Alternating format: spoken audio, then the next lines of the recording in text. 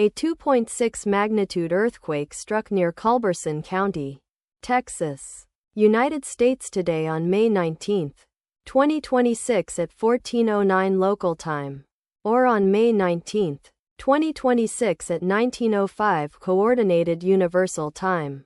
As reported by the EMSC on its website, the earthquake was located at a very shallow depth of 0.0 kilometers below the surface, at coordinates latitude 31.601 and longitude -104.217.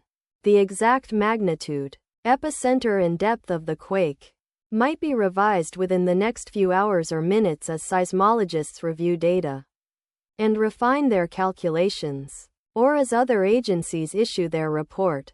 Towns or cities near the epicenter include Van Horn, Culberson County, Texas, located 85 kilometers, or about 52.8 miles from epicenter. The recommended course of action is to be vigilant for possible aftershocks that may occur.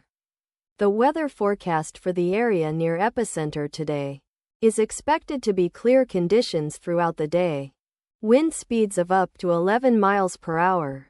From the north-northeast, let us pray that this earthquake will not have a major impact on our brothers and sisters there, and that there will be no more earthquakes. Amen.